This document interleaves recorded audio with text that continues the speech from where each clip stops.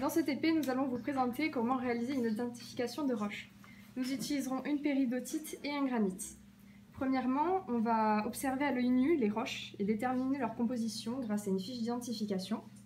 Pour le granit, on observe des minéraux comme minéraux les feldspaths plagioclases, ce sont des plaques blanches. Le mica, c'est-à-dire des biotites pour les minéraux bleu foncé noir.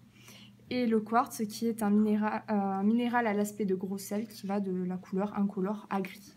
Pour la péridotite, on observe un minéraux vert caractéristique de l'olivine et des pyroxènes augites qui sont des minéraux noirs. Maintenant, on va passer à l'acquisition au microscope.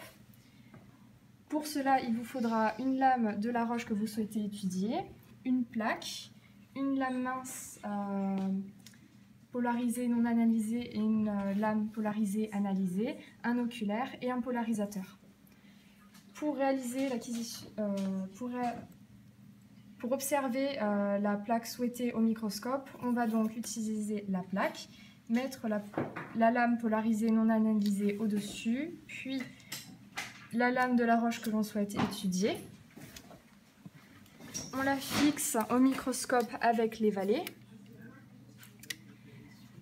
On change l'oculaire pour pouvoir observer à la lumière polarisée, analysée et non analysée avec le polarisateur.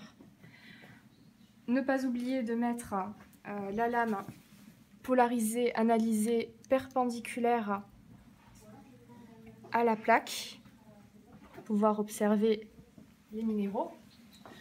On ouvre,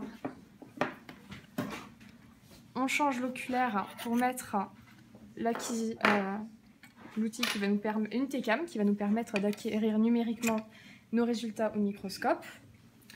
On ouvre le logiciel Minici. On ajuste si nécessaire au microscope pour obtenir une image nette sur l'ordinateur.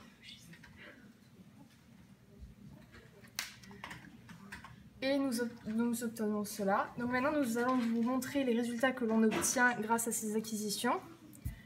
Pour, dans un premier temps, la péridotite, en lumière polarisée non analysée, on obtient, grâce aux planches d'identification des minéraux des deux roches, ici on observe de l'olivine, ici des pyroxènes, que l'on observe mieux lorsque l'on passe en lumière polarisée.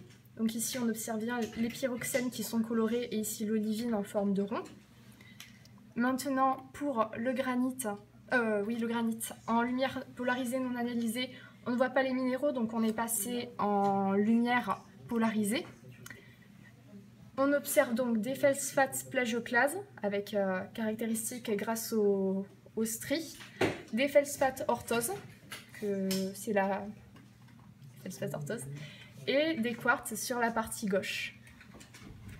Nous avons donc vu dans ce TP comment identifier des roches grâce au microscope.